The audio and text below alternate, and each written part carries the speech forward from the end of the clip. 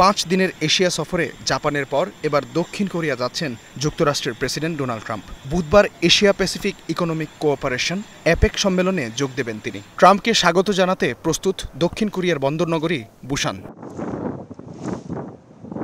তবে এপেক বা বুসান কোনোটিই নয়, বরং বিশ্বের নজর এখন ট্রাম্প ও শি জিনপিংয়ের দ্বিপাক্ষিক বৈঠকের দিকে। বৃহস্পতিবার সম্মেলনের সাইডলাইনে দুই নেতার একান্ত বৈঠকের কথা রয়েছে।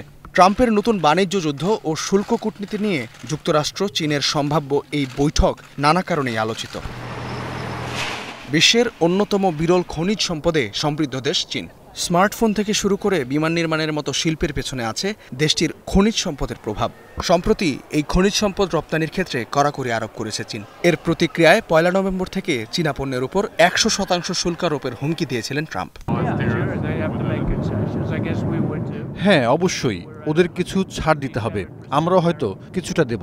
বর্তমানে চীনের উপর আমাদের 157% শুল্ক ধার্য করা আছে।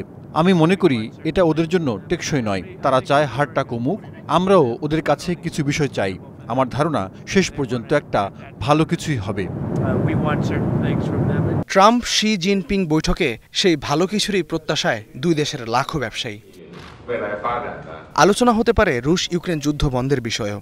ট্রাম্প নিজেই স্বীকার করেছেন 3.5 বছর ধরে চলা এই যুদ্ধ বন্ধ করাটা সহজ নয়।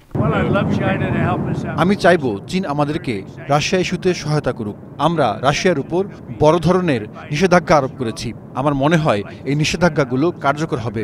আমরা যে বিষয়গুলো নিয়ে আলোচনা করব তার একটি হলো রাশিয়া ইউক্রেন। সেখানে প্রতি সপ্তাহে 7,000 মানুষ মারা যাচ্ছে, যাদের বেশিরভাগই সৈনিক। আমরা অবশ্যই এই বিষয়ে কথা বলবো। আর চীনের প্রেসিডেন্ট তিনিও চান যে এই যুদ্ধের অবসান ঘটুক। ইউক্রেন যুদ্ধ বন্ধে ইচ্ছুক নন পুতিন, এমন অভিযোগ তুলে চলতি মাসেই রাশিয়ার 2টি বড় তেল কোম্পানির উপর নিষেধাজ্ঞা দিয়েছে যুক্তরাষ্ট্র। তখন এই সিদ্ধান্তের বিরোধিতা করেছে চীন। ট্রাম্প চাইবেন চীন যাতে রাশিয়া থেকে তাদের তেল আমদানি কমায়, যেমনটা কমিয়েছে ভারত।